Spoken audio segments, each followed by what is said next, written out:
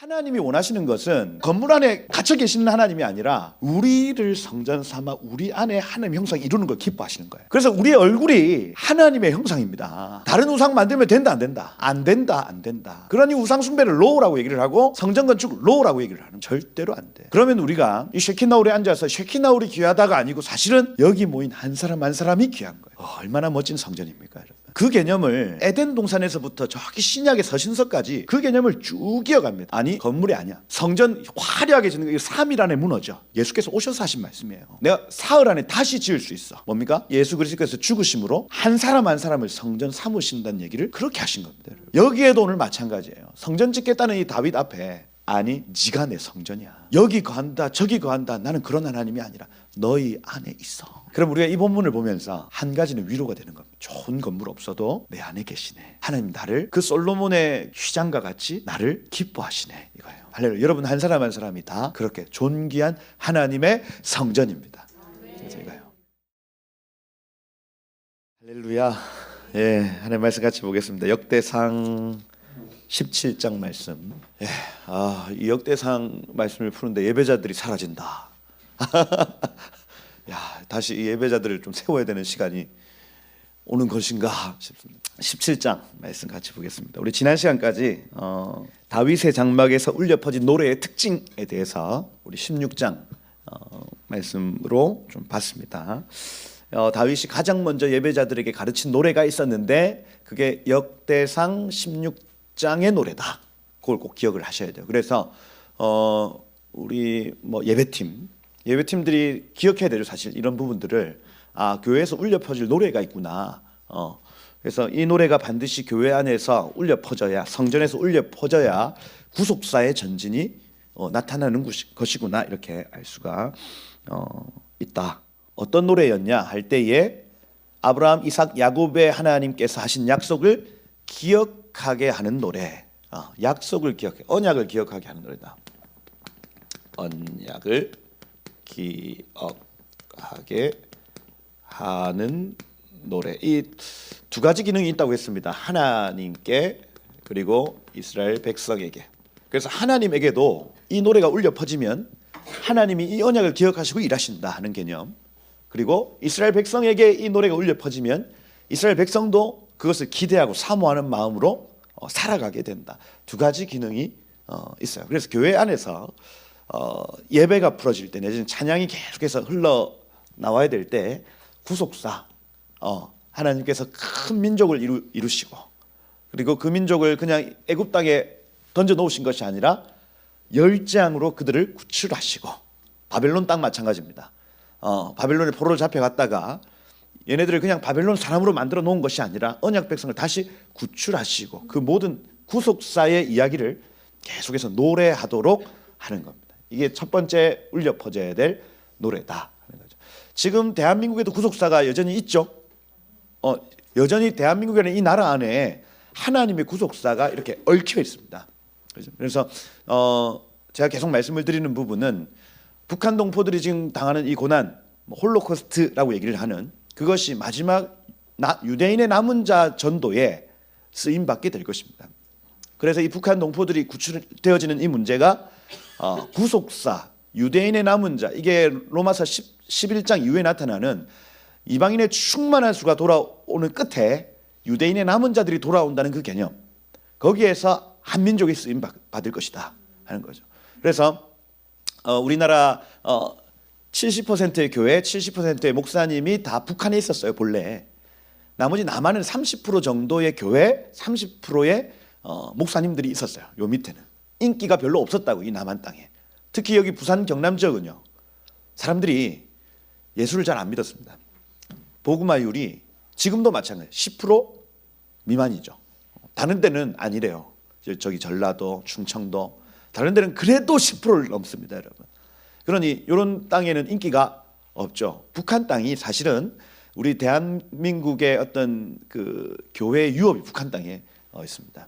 그래서 딱 지금 그 선교사님 파송 숫자가 3만 명이에요. 10만 선교사 중에 대한민국이 파송한 숫자 3만. 나머지 7만은 그럼 어디서 나온다? 북한. 이렇게 보는 겁니다. 그러니 여러분 이 북한 땅의 문이 열려져야 하겠다. 그래서 세계 선교 대회가 1974년도에 있었고 이제 2024년이면 50년. 그죠? 그 10만 선교사를 우리가 파송하겠습니다 하고 서원한 지가 50년 차 되는 해가 이번 연도입니다. 이번 연도. 그래서 또 기도 제목이 생겼죠. 하나님 10만 선교사 파송을 서원한 지 50년이 지났는데 3만을 보냈습니다. 30% 감당했어요. 우리 이 대한민국 교회가.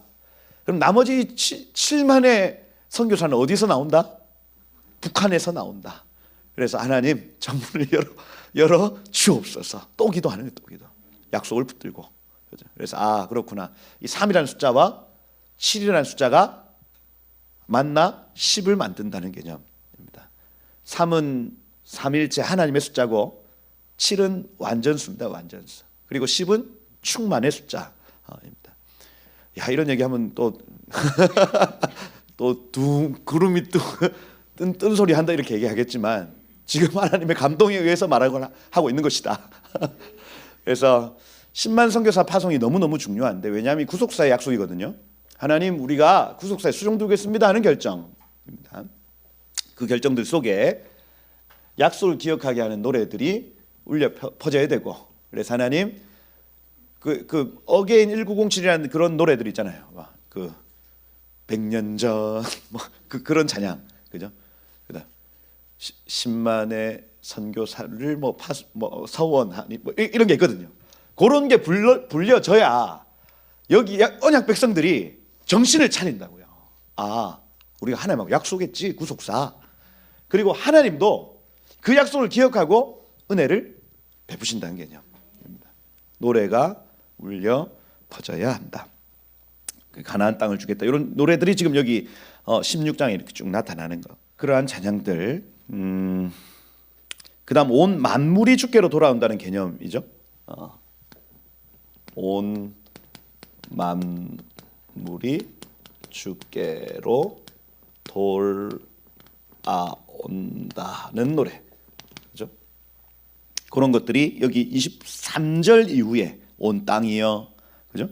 하늘은 기뻐하고 땅들은 즐거워해라. 숲속의 나무들이 즐거워 노래해라. 그래서 온 만물이 주께로 돌아온다는 노래가 울려 퍼져야 한다. 왜 그럴까요? 이거는 정말로 만물이 여러분의 노래를 듣습니다. 이게 아무것도 아닌 것 같아도 계속해서 이 성도들의 노래가 이곳에서 막 울려 퍼지면 이 땅에 있는 모든 만물들이 그 노래를 이렇게 반응하는 거예요. 반응하는 거. 그래서 주의 오심의 어떤 시간들을 준비하고 있는 겁니다. 이 노래를 통해서. 그렇죠? 돌아온다. 그리고 열방이 주께로 돌아온다. 그 다음 남은 자가 주께로 돌아온다는 개념. 열방이 그 다음에 이스라엘이 주께 돌아온다는 개념. 그죠? 요 세 가지 노래가 울려 퍼져야 교회의 어떤 찬양이 다윗의 장막이 되어지는 겁니다. 그래서 우리 한국 교회의 대부분의 어떤 그 찬양의 영성들은 주로 위로죠, 위로. 하나님이 내 마음을 만지시네. 내 마음이 만짐을 받아 나는 치유되었네. 나는 행복하네. 요런 주로 이제 요런 겁니다. 이게 이제 물론 그 은혜가 너무너무 좋죠. 우리도 다 회복 받은 사람들 아닙니까? 모든 것이 은혜, 한없는 은혜 맞습니다. 맞아요. 그런데 이 다윗의 장막의 기능이 되려면 하나님 나라적 차원의 노래가 되려면 요 세 가지 언약을 기억하고 만물이 주께로 돌아오고 열방과 이스라엘이 회복되어지는 이 노래가 울려 퍼져야 된다. 그리고 작곡을 할 때도 요 세 가지 기능이 반드시 들어가야 한다. 그런 부분입니다. 그리고 오늘 여기 17장에 다윗이 드디어 성전을 지어드리고 싶은 마음이 생겨버렸어요. 그런데 이거 하나님이 허락하십니까? 안 하십니까? 안 하신다. 그렇죠? 물론 뭐 손에 피를 많이 묻혔다. 뭐 이런 그 메시지지만 하나님은 사실은 여태까지 단 한 번도 성전 지어달라고 말씀해 보신 적이 없습니다. 없어요. 하나님이 이 건물을 주신 건 참 감사한데 하나님이 여기에 그 박혀 계실 분이 아니란 얘기예요. 하나님 단 한 번도 우리 보고 성전 지으라고 얘기하신 적이 있다 없다?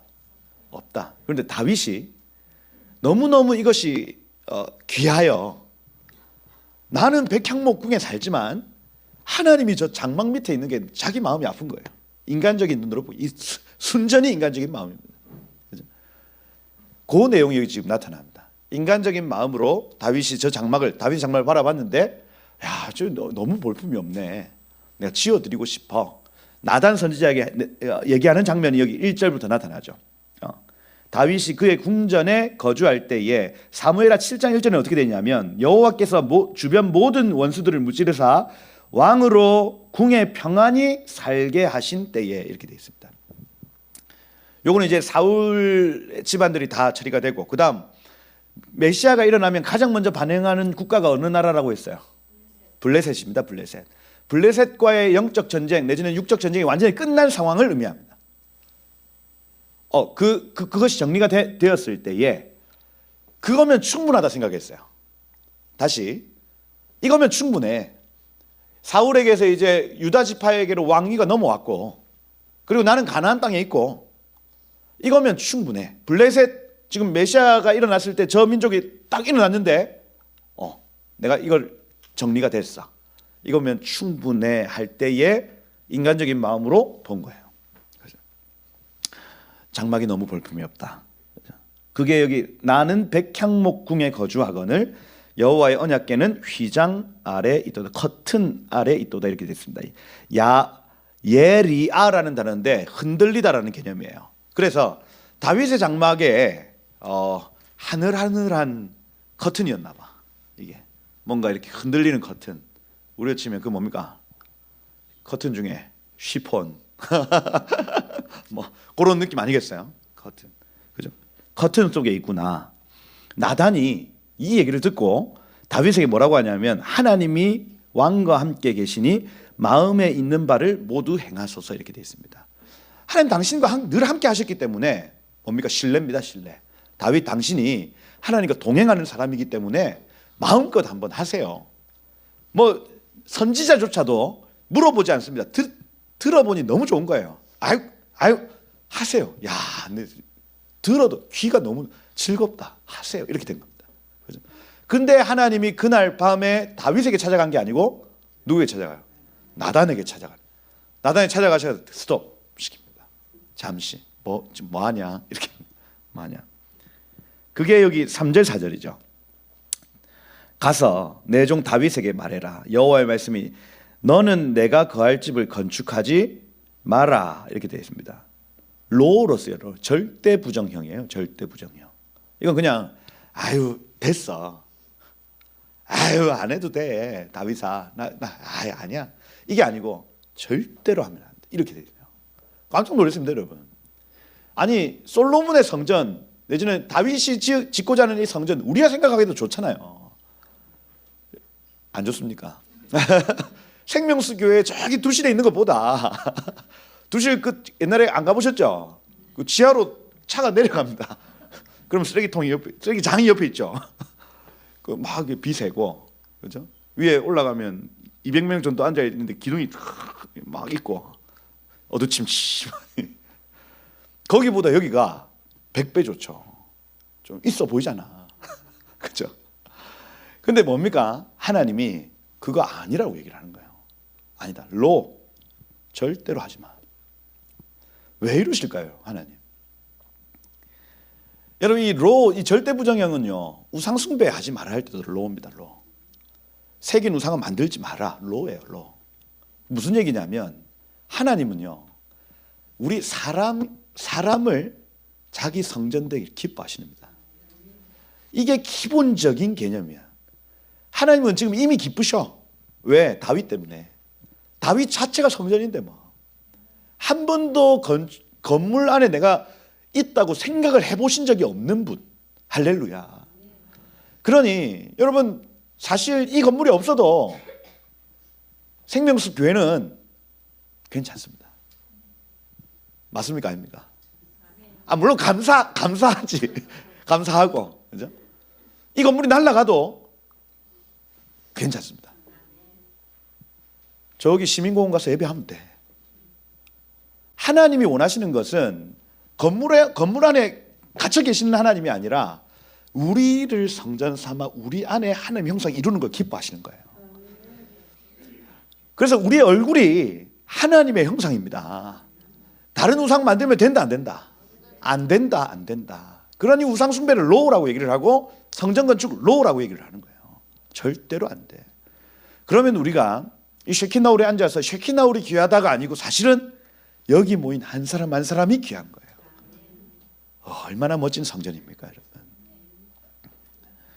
그 개념을 에덴 동산에서부터 저기 신약의 서신서까지 그 개념을 쭉 이어갑니다. 아니, 건물이 아니야. 성전 화려하게 짓는 거, 3일 안에 무너져. 예수께서 오셔서 하신 말씀이에요.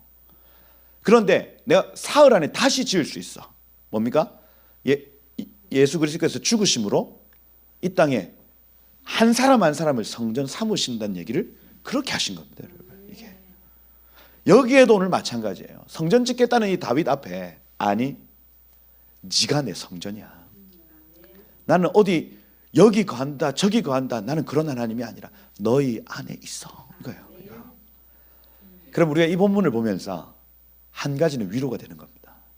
좋은 건물 없어도 내 안에 계시네. 하나님 나를 그 솔로몬의 그 커튼과 같이, 휘장과 같이 나를 기뻐하시네, 이거예요. 할렐루야. 여러분 한 사람 한 사람이 다 그렇게 존귀한 하나님의 성전입니다. 그래서 이거예요. 늘 하나님과 함께 하시기를 축복해요. 하나님이 떠나가시는 일이 우리에게는 재앙입니다. 재앙. 성전에 하나님이 없으면 그 성전은 무너지죠. 그죠? 그런 것처럼 우리의 삶에 하나님이 안 계시면 우리의 인생은 무너질 수밖에 없는 것이에요. 그죠?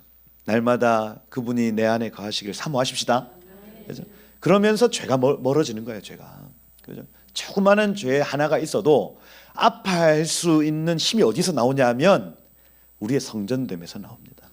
그죠? 이걸 교회가 가르치는 거예요.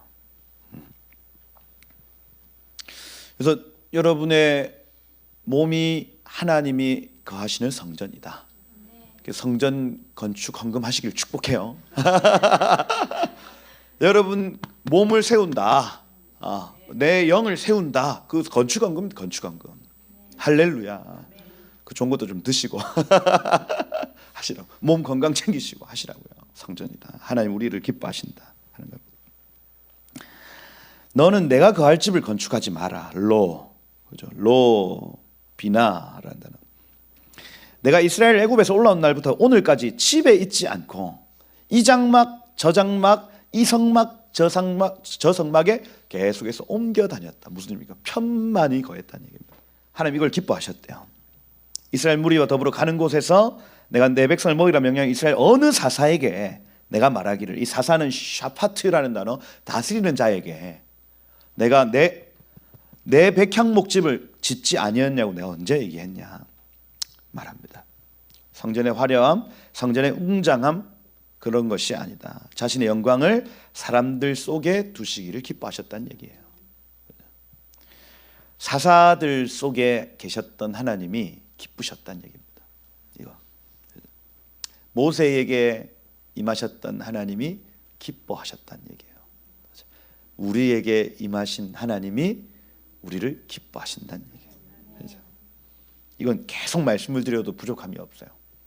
사람은 하나님의 최고의 걸작품이다. 그 어떤 건물도, 사랑의 교회 건물 또 어디 있어요? 우리 그 성전 중에 제일 아름다운 성전도 어디 있어요? 야, 진짜 성전 멋지다. 우리 한국이 그런 성전들 많이 갖고 있습니다. 대한민국. 그런 성전 가보면 음향도 좋고, 야, 의자 봐라. 극장 의자다. 극장. 오른교회 극장 의자 봐라. 그죠? 하는데 사람만큼 안 아름답다. 할렐루야. 사람이 하나님이 만드신 최고의 걸작품이다. 할렐루야. 그래서 우리가 서로를 바라보면서 감탄이 나오셔야 돼. 감탄이. 그죠? 멋지다. 너무 아름답다. 그죠? 감탄하시길 축복해요. 사람이 최고의, 하나님의 최고의 걸작품이다. 내 종 다윗에게 이처럼 얘기해라. 내가 너를 목장 곧 양떼를 따라다니는데 너를 데려다가 내 백성의 주권자라는 요 단어가 나기드라는 단어죠. 나기드는 폭로하는 자입니다. 폭로하는 자, 계시를 폭로하는 자. 그래서 하나님이 기름 부으신 자들은 대부분 폭로하는 기능을 해요. 숨겨져 있는 하나님의 나라를 계속해서 계시합니다. 나가드, 폭로하죠. 폭로. 그래서 다윗이 목장에서 양떼 치고 있을 때 이미 그게 결정 나버렸어요. 얘는 앞으로 나의 영원한 나라를 폭로하는 애야 하고 결정 난 겁니다. 3고 어디를 가든지 내가 너와 함께 있어 대적들을 네 앞에서 멸하게 하였은즉. 세상에서 이렇게 적혀 있죠. 세상이라는 단어가 베하아레츠입니다. 그 땅에서요. 그 땅 안에서. 하아레츠라는 요 단어는 이스라엘 땅을 의미합니다. 다시 이 하는 정관사인데 더예요. 더. 영어로 하면 더. 그래서 그냥 아레츠가 대부분 쓰입니다. 그런데 그 앞에 하가 붙으면 이건 이스라엘 가나안 땅입니다. 가나안 땅. 그래서 여기에서 한 가지 힌트를 알 수 있는 것이 내가 그 땅에서 네 이름을 존귀하게 하겠다 이렇게 얘기를 하는 거예요. 그 땅, 가나안 땅. 여기에서 약속이 발견되는 겁니다. 하나님이 지금 다윗에게 가서 전해라 했던 말이 내가 그 땅에서 너의 이름을 존귀하게 해주마. 그 땅에 대해서 이 다윗이 찾아볼 거 아닙니까? 도대체 이 땅은 어디서부터 어디까지냐 할 때에 창세기 15장 18절을 보았겠죠. 창세기 15장 18절 아브라함에게 하신 그 가나안 땅의 경계 말입니다. 그죠? 애굽 하수에서부터. 그래서 애굽 하수라 함은 나일강 아닙니다. 이렇게 있으면 이게 나일강이고 여기 홍해면 요쯤에 와디가 있어요. 와디가. 그래서 비가 오면 여기가 그러니까 골짜기예요. 골짜기. 비가 오면 여기가 강이 되어집니다. 이게 애굽 하수예요. 대부분의 모든 경계들은 와디로 형성이 되어 있습니다. 골짜기가 이만큼 뚫어져 있다고요. 그럼 여기에 모압, 암몬, 여기도 골짜기 쭉 있으면 에돔 이렇게. 그걸 다 경계로 대부분 강을 경계로 민족들이 다 나눠져 있죠. 그렇죠. 근데 평소 때는 여기는 다 골짜기다. 여기도 마찬가지. 그래서 아브라함에게 하신 그 창세기 15장 18절의 그 약속은 여기에서부터입니다. 애굽 하수에서부터. 애굽 강이라고 표현하는. 나일강 말고 여기서부터 큰 강 유브라데까지 이렇게 표현하는. 그래서 내가 그 땅에서 너의 이름을 존귀하게 해주겠다. 이렇게 할 때 다윗이 이 얘기를 듣고 찾아봤겠죠. 여기에서부터 저기 큰 강 유브라데까지구나 하고 인식하기 시작을 하는 겁니다. 거기가 내가 정복해야 될 땅이구나. 아까 말씀드린 대로 블레셋 하나 잡았어요. 거기에서 이 정도면 됐어 하고 있습니다. 근데 이 정도면 됐어. 인간적인 눈으로 바라봤을 때 성전 지어 드려야 되겠네. No. 그게 아니라 내가 그 땅에서 네 이름을 존귀하게 해주마. 이겁니다. 그죠? 그러니 다윗이 했던 어떤 그 기도가 방향성이 바뀌어지는 시점이 여기예요. 나단 선지자를 통해서 성전 지어들고 싶어라는 요 방향성이 완전히 바뀌어지는 시점. 구속사의 이 가나안 땅에 대한 정복 바뀌어지는 겁니다. 그래서 여러분들 많이 설교를 들으셨겠지만 이스라엘의 전쟁은 방비 전쟁이다 들어보셨죠? 한 번도 남을 침략하는 전쟁을 안 해본 민족이 우리나라도 마찬가지죠. 우리나라는 이건 뭐 자랑입니까? 자랑이지. 한 번도 남의 나라를 침략해 본 적이 없다 이렇게 해요. 우리끼리는 싸워도 그죠? 그 언어가 다른 민족들을 침략하고 안 했다고요. 이스라엘도 마찬가지. 대부분 쳐들어오면 방비하는 전쟁이 이스라엘이었습니다. 그런데 처음으로 이스라엘이 자기 영토라고 생각했던 그 영역을 바깥으로 나아가기 시작하는 겁니다. 왜? 다윗이 왜 그랬을까요? 더 출세하려고? 더 많은 땅을 정복하려고? 그게 아니라 창세기 15장 18절 말씀 때문에 그래요. 여기까지구나 하는 겁니다. 지금 이스라엘이 하고 있는 전쟁 역시도 저는 마찬가지로 봅니다. 이것이 빼앗긴 그 나라의 회복, 땅의 회복으로 저는 봐요. 이게 단순히 그냥 막 사람들을 죽이고 막 이런 차원이 아니라 빼앗긴 땅의 회복으로 보는 겁니다. 그래서 그 여러 번의 전쟁, 뭐 7일 전쟁, 용키프르 전쟁, 여러 번의 전쟁에 의해서 사실은 이미 한 번 다 점령이 되었었는데 유엔의 이 중재로 인해서 반으로 가르고 또 다시 돌려주고 지금 역사가 그렇다고요. 그렇다. 방비 전쟁인데 여기에서는 정복 전쟁으로 나아가게 되는 계기가 된다. 나단 선지자의 음성으로 인해 이겁니다. 여기 9절에 보면 또 나와 있어요. 내가 또 내 백성 이스라엘을 위하여 한 곳을 정하여 그들을 심고 이렇게 돼 있죠. 요게 중요한 구절들이라고요. 한 곳, 하마콤, 그 장소를 내가 정했다. 그리고 거기다 마치 그 씨를 심는다는 표현, 여기 나타라는, 영어로 하면 플랜트입니다. 플랜트. 나타라는 이 단어를 사용해서 내가 이 씨를 그 땅에 심는다 이렇게 적어놨어요. 이걸 나단 선지자를 통해서 다윗에게 지금 전달하고 있는 겁니다. 내가 이 씨를, 이 이스라엘이라는 이 씨를 그 땅에 심으면 열매가 나타난다는 개념이에요. 이스라엘의 민족이 가나안 땅에 심기면 열매는 나타납니다. 요게 기본적인 원리예요. 구속사의 원리라고요.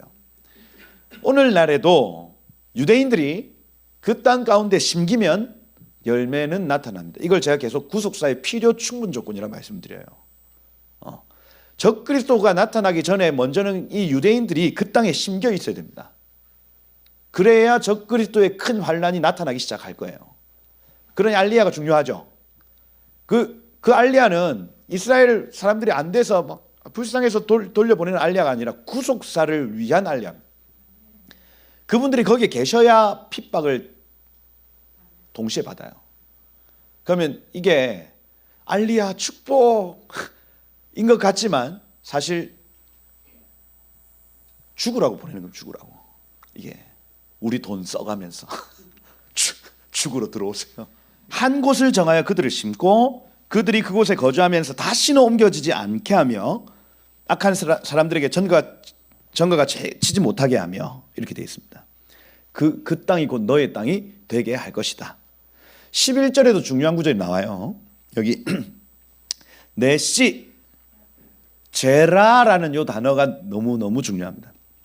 내 아들 중에 하나를 세우고 그 나라를 영원히 견고하게 하리니 이렇게 되어 있죠.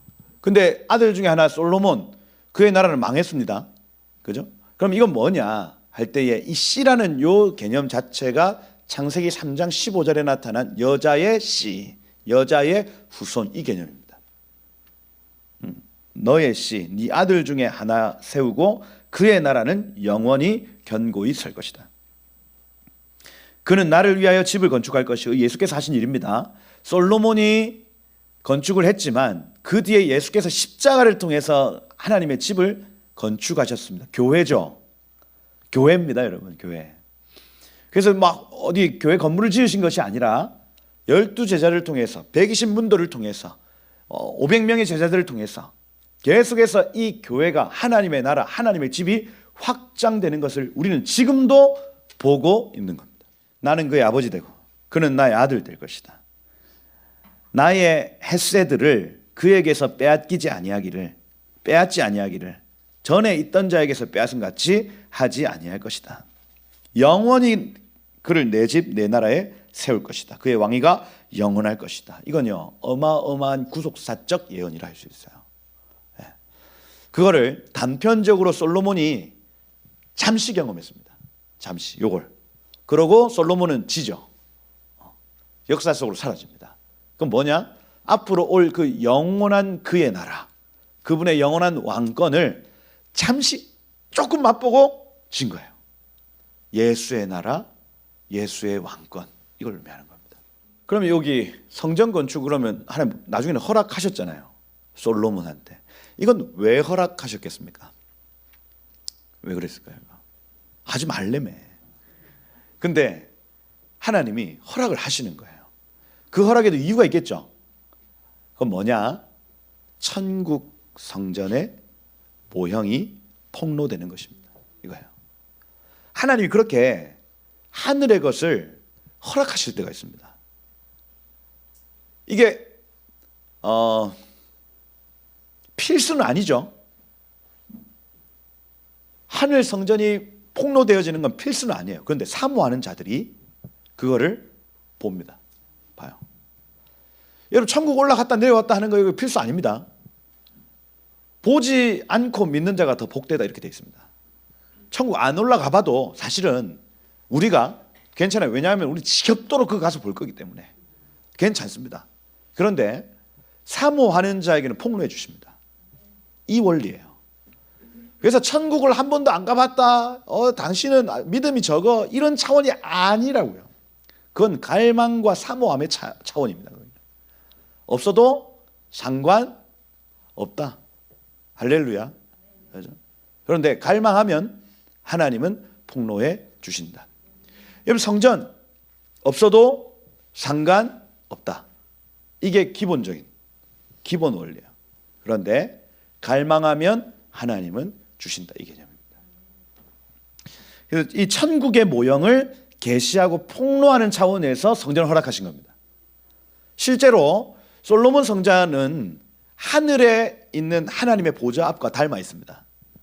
그걸 제가 이제 그 에스겔 성전, 솔로몬 성전에 나타나 있는 방들 말입니다. 주변에 있는 방들.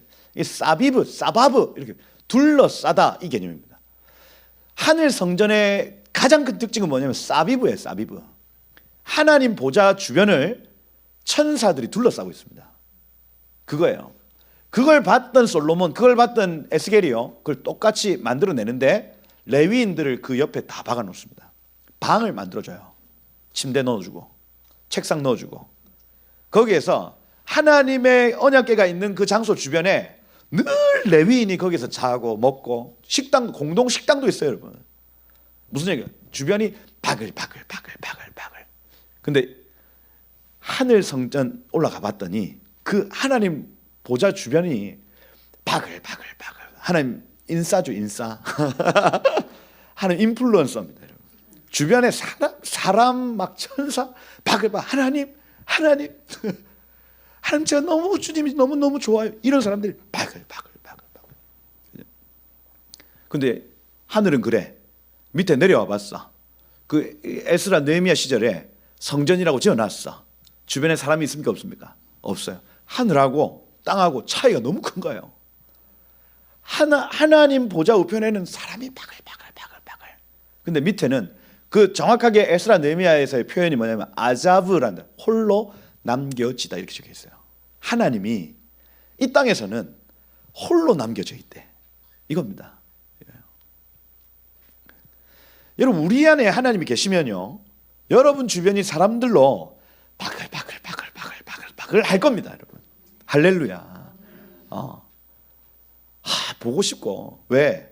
얼굴이 하나님의 형상인데 사람들이 지나가면 여러분들 보고 싶죠. 보고 싶어야 되거든. 하나님의 형상 보는 게 얼마나 복인지 몰라요, 여러분. 그죠? 보고 싶더라니까. 저도 보고 싶은 사람들이 있습니다. 보고 싶은 사람들. 그 뭐냐? 뜨겁게 주님을 같이 사랑하고, 그죠? 뜨겁게 예배했던 그 사람들 한 번씩 보고 싶더라니까요. 왜 그랬을까요? 그때는 그 얼굴들이 볼 때 하나님의 형상들이었거든. 그죠? 얼마나 보고 싶어요. 우리가 하나님의 성전이고 하나님이 내 안에 계시면 그 주변은 사람과 천사들로 가득합니다. 내가 홀로 있다. 나는 그 성향이 아이야. 나는 사람들 많은 거 싫어해. 그러면 여러분 주변에 천사들이라도 바글바글 대야 됩니다. 이게 할렐루야. 왜? 하나님의 성전이 그렇다니까요. 원리가 사비브, 사바브, 둘러싸져 있다. 그걸 솔로몬이 계시하는 거예요. 할렐루야. 솔로몬 성전의 의미입니다. 다른 거 아니에요. 천국에 있는 하나님의 그 보좌 앞의 모습을 그대로 계시해 놓은 의미다. 이렇게 보시면 돼요. 그렇죠? 솔로몬은 그 일을 폭로하고 간 겁니다. 갔다. 이 15절에 보니까 나단이 이 모든 말씀과 이 모든 계시로 다윗에게 전하니라. 나단이 따바르 하나님의 감동으로 말씀을 들었어요. 그 다음 계시 이 하존이거든요. 하자 하면 씨어입니다. 씨어. 눈으로 뭔가 봤어요. 나단이. 그래서 다윗도 이 성전 설계도를 보고 이렇게 봤겠지만 지금 나단의 눈에도 무언가 보였습니다. 이게 모든 계시대로 다윗에게 전했다. 다윗이 여호와 앞에 들어가 앉습니다. 하나님, 와, 하나님 너무 감사합니다. 이 얘기죠. 내 집은 무엇이기에 이 말씀하십니까? 여기 17절에 보면 하나님 이것을 오히려 작게 여기시고 먼 장래에까지 말씀하셨사오니 여호와 하나님 나를 존귀한 자들과 같이 여기셨나이다. 이렇게 되어 있습니다. 근데 여기 빠져 있는 구절이 여기 동일 본문이 사무엘하 7장이죠. 사무엘하 7장 19절에 똑같이 적어 놓은 본문에서 7장 19절에 한번 보시면 이렇게 되어 있어요.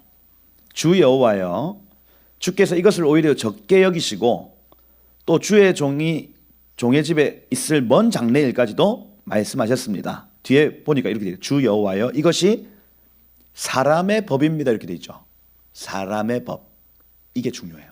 왜냐하면 토라, 하, 아담 이렇게 되어 있습니다. 토라, 하, 아담. 근데 그냥 아담 또 쓸 수 있는데 앞에 하, 아담이 붙었어요. 하, 아담 하면은 특정한 사람입니다. 토라, 하, 아담.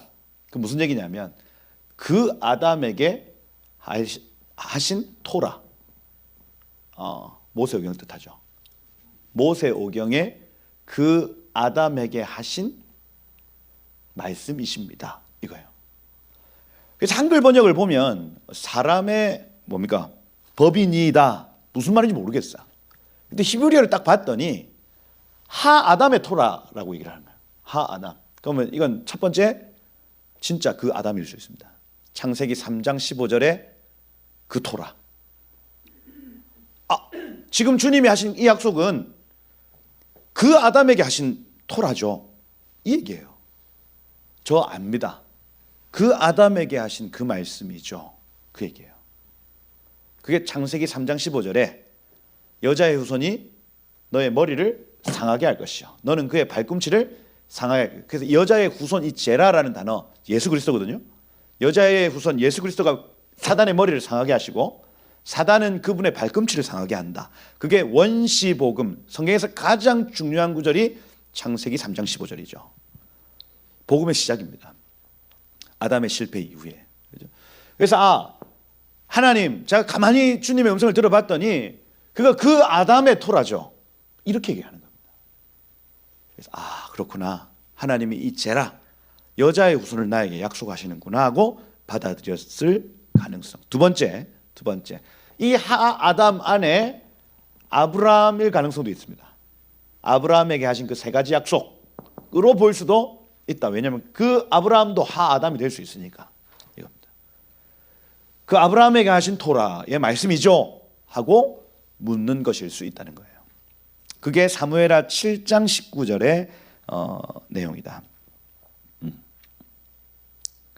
그러니까 역대상 17장 19절에 이렇게 돼요. 이 모든 큰 일을 저에게 알게 하셨습니다. 이렇게 되어 있죠. 무언가 성전 짓겠습니다 하고 기도했던 다윗이 뭔가 깨달았어. 아니구나. 성전 이게 중요한 게 아니라 이 토라, 아담에게 한 토라가 중요한 거구나. 아브라함에게 한 토라가 중요한 거구나 하고 이게 뭔가 패러다임이 딱 바뀌어지는 시간이라고요. 지금. 그래서 여러 근거를 지금 여러분들에게 지금 말씀을 드리고 있는 겁니다. 지금 왜 다윗이 성전 건축을 사모하다가 18장에 가면 전쟁하기 시작하는데 그 전쟁의 이유를 지금 소상하게 밝히고 있는 거예요. 이런 부분들이 정확한 증거가 되어지는 겁니다. 토라하 아담 이런 부분들이. 그러고 여기 20절부터 이제 그 막 찬양하고 노래하기 시작을 합니다. 주님 주밖에 다른 하나님 없습니다. 우리를 애굽에서 구원하시고 그게 21절. 하나님은 그들의 하나님이 되셨습니다. 22절. 영원히 우리 집과 종을 견고하게 하시고 말씀대로 행해 주십시오. 23절. 우리 왕조가 주 앞에서 영원히 견고히 서게 해 주십시오. 이게 구속사의 기도라고요. 여자의 후손이 우리 집안에서 나올 것인데 이거 영원히 끊어지지 않게 해 주십시오. 구속사의 기도입니다. 그리고 25절에 나의 하나님 주께서 종을 위하여 왕조를 세우실 것을 이미 듣게 하셨으므로 라는 요 단어가 갈라라는 단어, 폭로하다라는 단어입니다. 하나님이 나에게 폭로하셨죠. 이제 제가 기도할 마음이 생겼습니다. 그래서 이거를 이 기도라는 요 단어가 테필라입니다. 테필라. 테힐라가 있고 힐라와 테필라가 있어요. 테필라. 테힐라는 예언적 노래라 할 수 있습니다. 예언적 노래. 그래서 할랄이라는 단어에서 유래를 했고 할랄은 미친 듯이 하나님 찬양하다. 그래서 정신줄을 놓고 하나님 찬양하다 보면 테힐라 예언적 노래가 나타납니다. 그래서 원리가 그래요. 할랄로 막 찬양을 하고 막 손이 올라가고 막 춤을 추고 이렇게 하다 보면 정신줄이 약간 놔지는 겁니다. 그러면서 내 입에서 다른 찬양들이 나타나기 시작을 하는데 뭔가 와 막 뛰어서 찬양했다가 뭔가 우와 풀어지는 시간인 거예요. 그때 테힐라의 노래, 그러니까 뭔가 천국을 보고 그 다음 이게 뭔가 내 노래가 아니라 하늘의 노래들이 막 불려지는 노래를 테힐라라고 얘기하고 그걸 모아놓은 책이 테힐룸 시편입니다. 시편. 그죠? 시편은 대부분 이렇게 만들어졌어요. 깊은 하나님의 임재 가운데서 자신의 노래가 아니라 영의 노래를 부른다는 개념입니다. 그게 요 세 가지 특징을 가지죠. 그렇다. 그럼 테필라라는 요 단어, 팔랄이라는 단어가 중요하겠죠. 팔랄. 팔랄이라는 단어가 중요한데 요거는 중보를 뜻합니다. 중재하다라는 단어예요. 그래서 중재는 하나님과 백성 사이에 서서 요거를 계속해서 백성을 이해시키고 하나님을 이해시키는 걸 이걸 중보라고 얘기를 합니다. 내가 중보할게. 이건 뭐예요? 어떤 사람이 기도 부탁을 하면 내가 중보할게. 이건 뭐냐면 이 사람의 상황을 하나님 앞에 갖다 드리고 하나님이 하시는 말씀을 이 사람한테 갖다 주고 이게 중보입니다. 진짜 중보는 이 사람의 상황을 끌어안고 하나님 앞에 가는 것 50% 그리고 하나님이 말씀하신 것을 또 가지고 이 사람한테 가는 것까지가 중보입니다. 이해가 되시죠?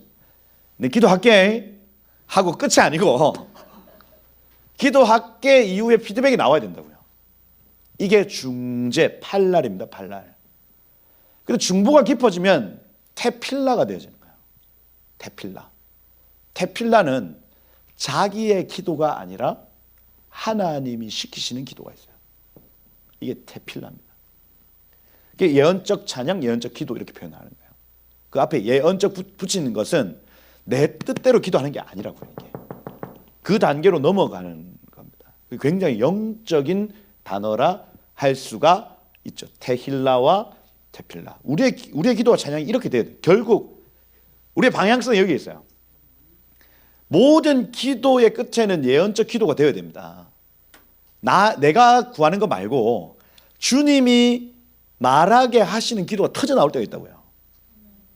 그게 우리의 궁극적인 기도의 끝이에요. 끝.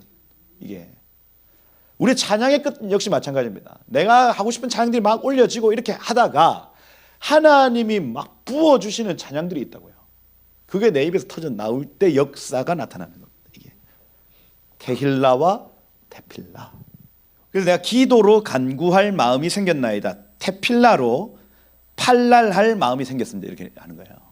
그러니까 이건요 단순히 내가 이거 주십시오 하는 기도가 아니고 이스라엘을 중보하는 마음으로 테필라를 드리겠다는 얘기예요.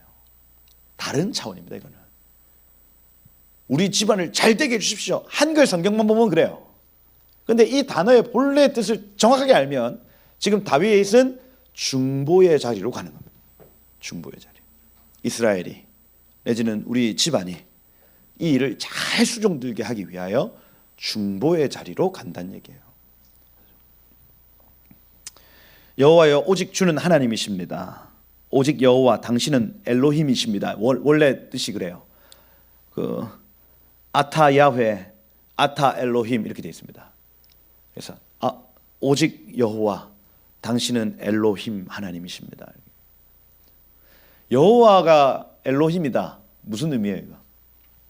여호와 약속을 하신 하나님이 엘로힘은 창조의 하나님이다 이 얘기입니다. 이 약속을 이루시는 하나님은 창조의 능력으로 일하실 것이다. 이게 야훼 엘로힘의 뜻이에요. 야훼 엘로힘. 그렇죠? 여러분들이 받은 약속이 있다면 여러분 이렇게 기도하셔야 돼요. 약속하신 하나님은 엘로힘의 하나님이십니다. 이렇게 기도하는 거예요. 그러면 온 창조의 능력으로 그 약속을 이루어 가실 겁니다. 이거요. 출애굽기만 봐도 그래요. 모든 창조의 능력을 가지고 이집트에서 그들을 건져내신 것 보세요. 창조하신 하나님, 온 만물을 창조하신 하나님이 우리 여호와 하나님이십니다. 그렇죠? 그러니 우리가 약속을 아는 건 너무 중요하고요. 약속을 받는 건 너무 중요합니다. 하나님 약속하시면 그것을 자신의 모든 능력을 가지고 일하시는 분이신 거예요. 할렐루야. 약속을 찾으시길 축복합니다. 이 약속이 딱 발견되는 순간부터 하나님은요, 내가 그래 맞다 약속했다 너하고, 내가 너네하고 약속했어, 내가 다시 오겠다고 너 약속했네, 내가 엘로힘의 능력으로 내가 이것을 이루마 이거야. 그러면서 여기 18장에 이제 그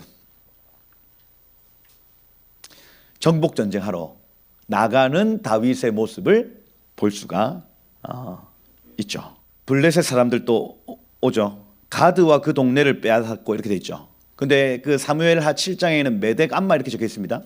그래서 암마 하면은 어미라는 뜻이고, 그래서 어미의 도시 이렇게 표현하는 곳이 바로 가드네요.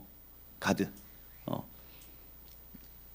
가드가 거의 뭐 수도 역할을 했다 이 당시에. 블레셋 사람들을 쳐서 굴복시켰다. 여기 2절에 보니까 모압 사람들을 쳐서 복종시켰다. 조공 민하를 갖다 바치겠습니다. 민하는 소재입니다. 소재. 3절에 보니까 소바 왕 하닷 에셀이 유브라데 강가에서 자기 세력을 펴고자 하여 다윗이 그를 쳐서 하맛까지 이르렀다 이렇게 되어 있습니다.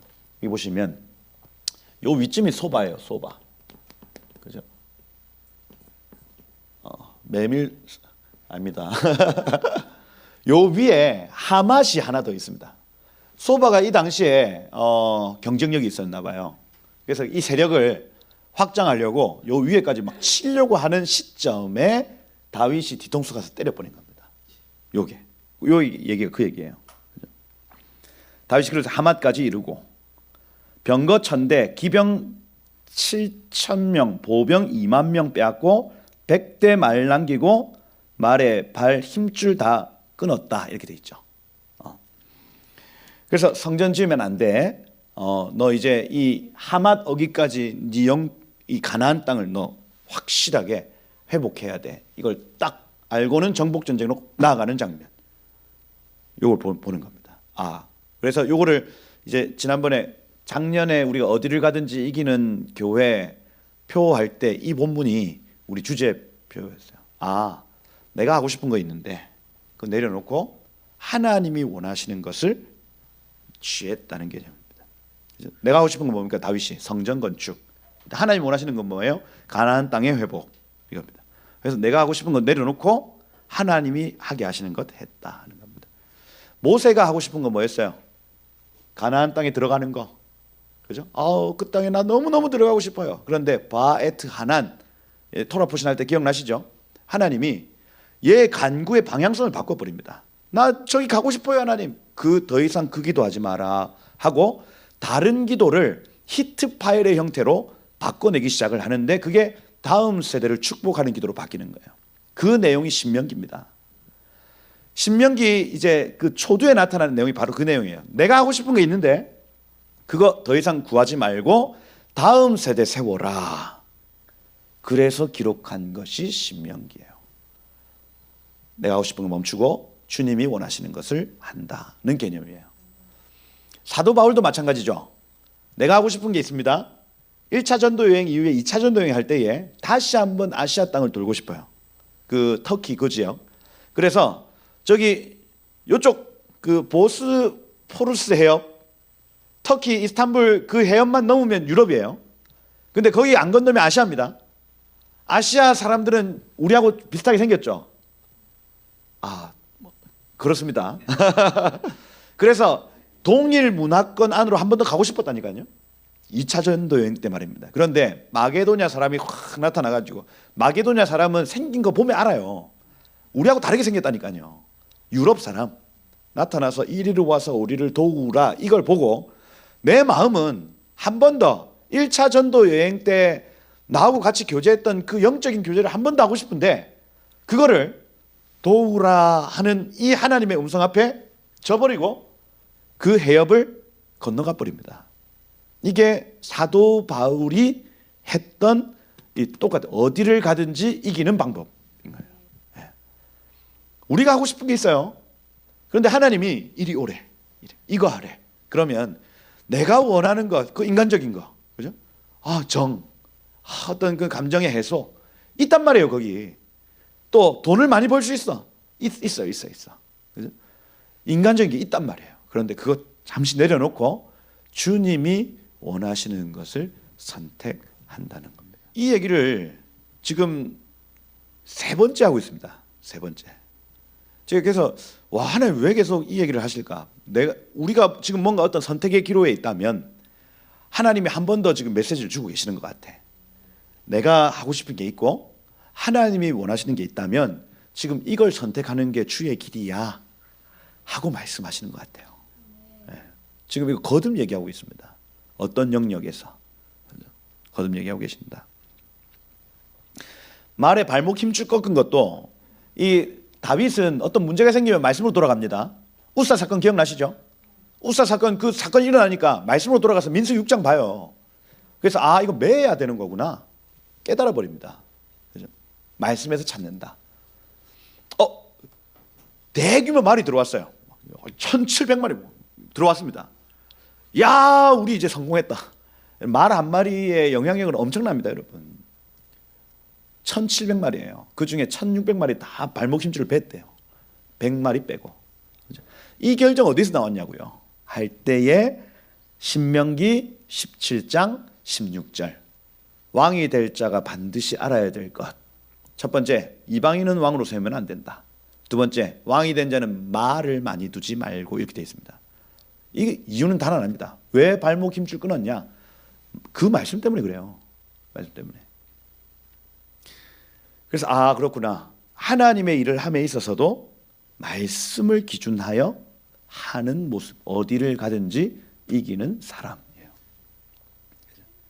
내 뜻보다 하나님의 뜻을 선택하고, 두 번째, 그 뜻을 이행함에 있어서도 하나님의 말씀을 기반으로 한다, 이거예요.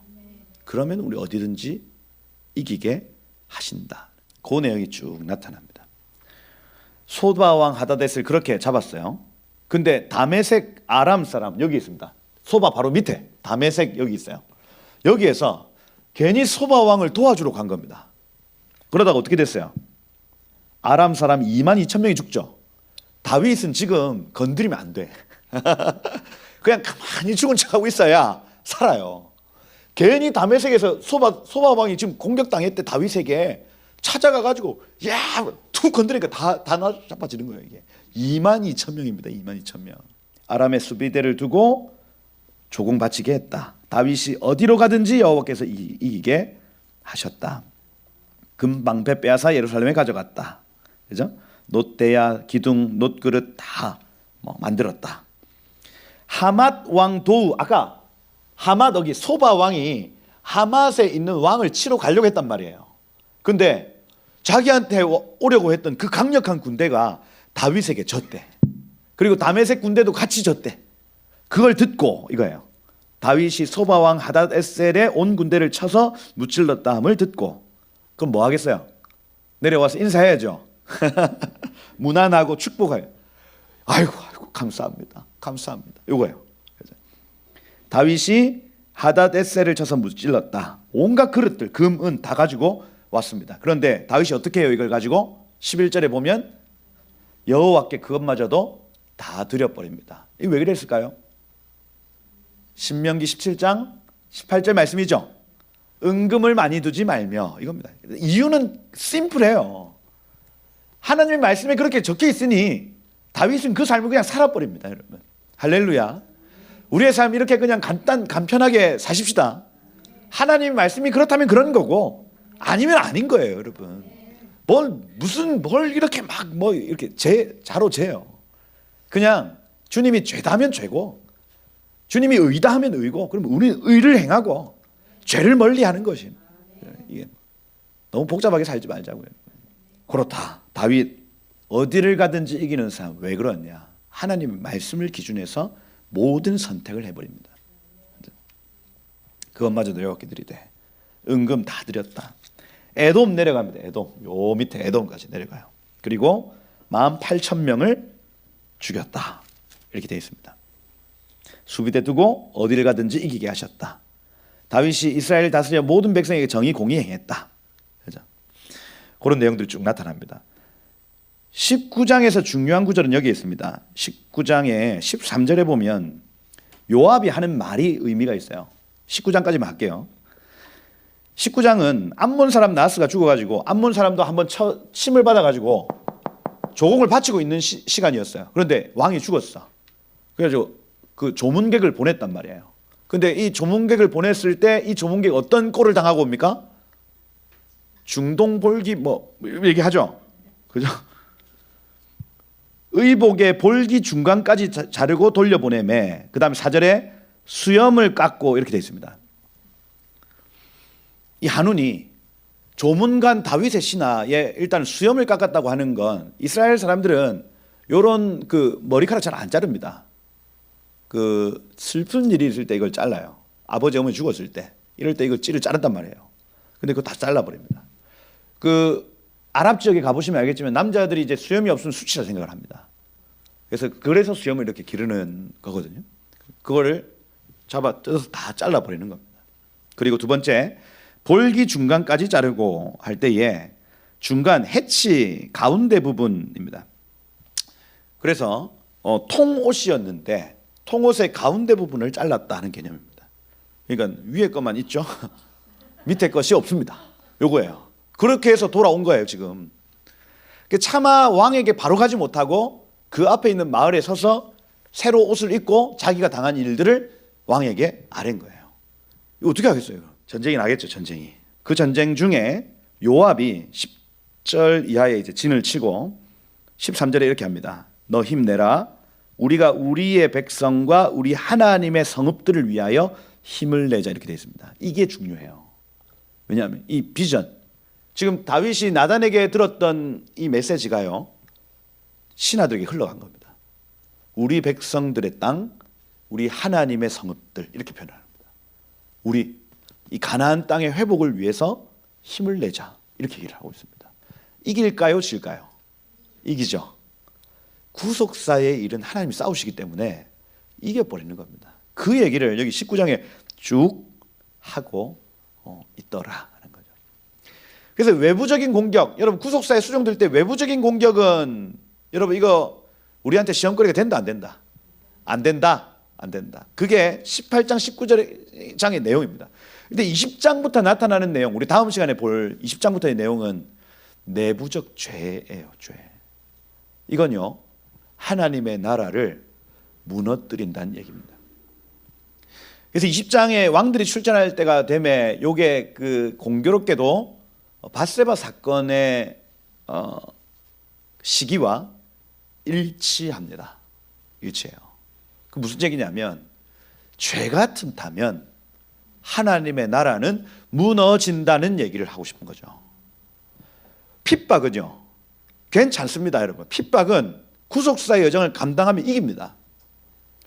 유혹은, 죄는 이거는 우리가 경계하지 않으면 무너지는 거예요. 그 얘기를 지금 가르쳐주고 있습니다. 그런데 나중에 보시면 알겠지만 이 유혹의 넘어짐이 아라우나의 타작마당을 발견하게 합니다. 다시 얘기해서 하나님은요, 조금도 우연이 없어요. 사단이 이렇게 완전히 망쳐놓은 것 그 안에서도 다시 역전케 하는 은혜를 보여주시는 거예요. 이겁니다. 그래서 우리가 죄 때문에 하나님께 재앙을 받고 넘어져도 하나님은요, 그 합력하여 선을 이루심, 그죠? 아라우나의 타작마당에서 그 은혜를 경험해버리거든요. 여기에서 죄가 넘어갈 것이다. 여기에서 예수가 십자가를 질 것이다. 그걸요, 다윗이 바라봐 버립니다. 죄의 그 큰 무게감이 오히려 자신의 연약함으로 바뀌고 하나님의 크심으로 바뀌어지는 역사가 나타나는 거예요. 그렇죠? 이겁니다. 그래서 오늘 이제 저희가 본 것, 먼저는 하나님은 성전 필요 없다. 바로 우리가 하나님의 성전이다. 솔로몬의 성전을 왜 허락하셨냐? 폭로하십니다. 폭로하심. 이거는 구하는 자에게, 갈망하는 자에게 주시는 선물과 같은 것이다. 이거예요. 그리고 다윗이 이 전환점이 딱 되어진 이후로부터 구속사를 위해서 삶을 던져나가더라. 그리고 말씀을 기준하여 모든 선택을 감당하더라. 어디를 가든지 이기게 되었더라. 이 얘기입니다. 여러분들에게 이러한 은혜 있기를 축복해요. 여러분들은 하나님의 성전, 그렇죠? 여러분들 늘 하나님과 동행하시고, 그렇죠? 어디를 가든지 이기시는 은혜 있기를 예수님 축복드립니다. 한번 기도하겠습니다.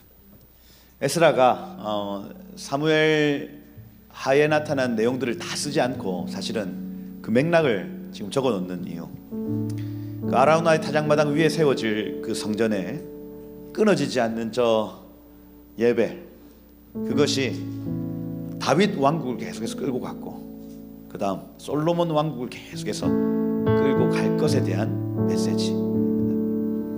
우리의 삶도 마찬가지입니다. 우리의 무너진 성전터 여기 있습니다. 아라우나의 타작마당 여기입니다. 여기 우리예요, 우리. 그러면 이것이 지금은 형편없는 모습이라 할지라도 그분의 성벽, 그분의 성전이 세워지기 시작을 하면 여기에서 구속사의 노래들이 막 발라여지기 시작을 하고, 정말 하나님의 그 놀라우신 일들이 이 나라 안에서, 이 성전 안에서 나타나기 시작하는 것. 그래서 하나님 사모합니다. 주님, 날 성전 삼으시고 내 안에 이 새 노래를 계속해서 채우시며 구속사의 노래를 불러가며 하나님 온 열방을 주님의 나라로 만드는 이 일에 나를 사용하여 달라고, 주님, 주의 나를 성전 삼아 주셔서 나와 동행하여 주옵소서. 하나님의 최고의 걸작품으로 나를 불러주심을 감사합니다. 우리가 눈으로 보기에는 그 계달의 장막과 같지만은 솔로몬의 휘장과 같은 영광이 나에게 임할 줄 믿습니다. 주님 오셔서 날 성전 삼으시고 나와 동행하여 주옵소서. 우리 한번 주여 부르고 기도하고 마치도록 하겠습니다. 함께 기도하겠습니다. 주여, 주님의 계획대로 하나님 우리를 끌고 가 주옵소서. 어디를 가든지 이겼던 다윗의 삶처럼 하나님 우리의 삶을, 구속사의 삶을 던집니다. 하나님 말씀을 기준으로 하여 내 삶을 세워드립니다. 주님 오셔서 날 성전 삼으시고 주님의 놀라운 일들로 날 채워 주옵소서. 예, 주님이라십시오. 아멘. 하나님이 솔로몬의 성전, 그것보다 오히려 우리의 마음과 우리의 삶을 기뻐하시는 주님, 하나님 여기 많은 주님의 성전, 주님의 성전된 성도들 여기에 있습니다. 지금 우리의 머리끝부터 발끝까지 사로잡아 주시고 주님의 영으로 채워주시고, 주님 그래서 그 어떤 화려하고 웅장한 성전보다 우리의 삶에 거하기를 기뻐하시는 주여, 우리와 함께하사 주의 형상을 우리의 얼굴에 빚으시고 정말 천국이 하나님 보좌와 그 주변이 그렇게 사람들로 둘러싸인 것처럼 하나님 우리의 삶도 천국과 같이 하나님 그 의와 평강과 희락이 풀어지는 복이 있게 하옵소서. 천국의 문이 열릴지어다. 모든 여기에 모인 각자의 심령 가운데 하늘의 문, 천국의 문이 열릴지어다. 주님 오셔서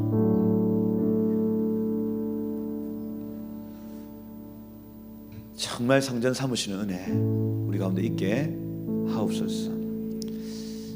그 다윗을 기뻐하셔서 어디를 가든지 이기게 하셨던 주님, 우리에게도 그 은혜 주셔서 구속사에 우리의 삶을 던질 때에 하나님 우리를 기뻐하여 주시고, 하나님 말씀을 근거하여 살아갈 때에 하나님 어디를 가든지 이기는 은혜 있어 정말 온 열방이 주께로 돌아오는 일들 우리를 통해 이루어 가옵소서. 그렇게 교회가 교회되게 하시고 우리의 예배가 예배되게 하시고 하나님 이 한 주도 그렇게 세워지는 복이 있게 하옵소서. 이렇게 일하실 주님을 기대합니다. 모든 영광을 주님만 받아 주옵소서. 살아계신 예수 그리스도의 이름으로 기도드립니다. 아멘.